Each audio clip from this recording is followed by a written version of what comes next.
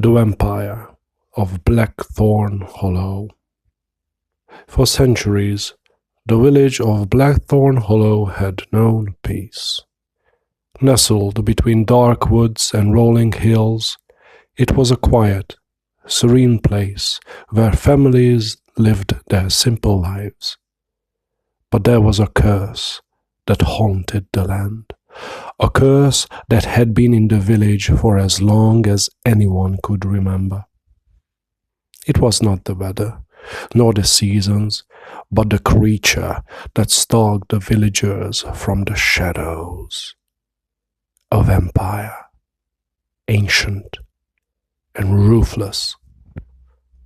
Its presence was felt every full moon, when the villagers would shutter their doors and windows, praying that their children would be safe, that they would not be the next victims of the monster's insatiable thirst. But one family, the Darnells, had had enough. Their hearts had been broken by the beast's relentless killings. 2 of their children had disappeared in the dead of night, taken by the creature. The sorrow of their loss turned into anger, and the anger turned into something far darker. The Darnells, knowing what they faced, spent years preparing for the night when they would put an end to the vampire's reign of terror. The patriarch of the family, Edwin Darnell, a man of strong will and steely resolve, had crafted a plan, a trap like none ever seen before. His wife, Clara, had studied old scrolls and ancient tomes, learning the rituals and enchantments necessary to bind the vampire to their will. They knew they would have to strike with cunning, for brute strength alone would not be enough to defeat such a beast. It was on the night of the blood-red moon that they set their trap. The vampire, drawn by the scent of death and suffering, entered the Darnells' home, unaware of the danger that awaited him. The family had carefully lured him in, knowing he would come for the scent of fresh blood. He was hungry, after all, and the Darnells had made themselves the perfect bait.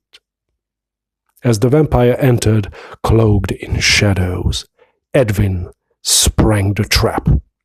He slammed the door behind the creature, locking it in with them. The creature hissed, its fangs bared, its red eyes glowing with hunger.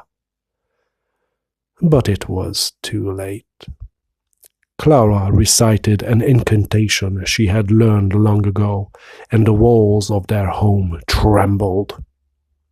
Ancient runes etched into the floor began to glow, and the air thickened with the power of the spell. The vampire roared in a fury as invisible chains bound him, freezing him in place. "How?"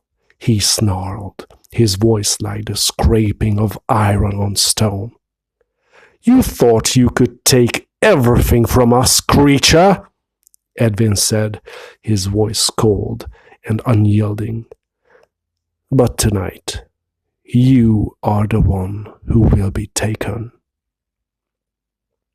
The vampire's eyes flickered with something unexpected. Fear. For the first time in centuries, it felt fear. The Darnells had trapped him, but that was not the worst part. Edwin had more in store for the monster. With a final incantation, Clara and Edwin bound the vampire's will to theirs. He would no longer be free. He would no longer roam the hills in search of blood. The Darnells had enslaved him. The creature struggled, but it was futile. He was now the property of the Darnell family. His body was his own, but his soul belonged to them. Edwin walked up to the creature, his eyes narrowing with contempt. You thought you could take our lives, our children, but now you will serve us, he said. You will answer to us for eternity. The vampire, broken and defeated, hissed again, but his voice was quieter this time, resigned. He knew there was no escape. Edwin's eyes glinted with a dark satisfaction. He leaned close to the vampire's ears and whispered, You were willing to die for this.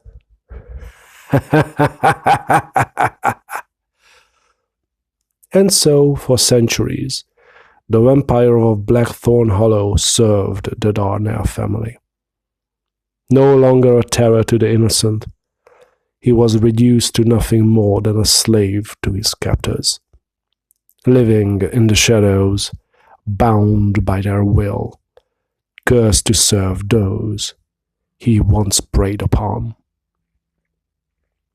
But in the darkest corners of the land, whispers of the vampire's curse still lingered, and it was said that even a creature as ancient as he would one day find a way to break free.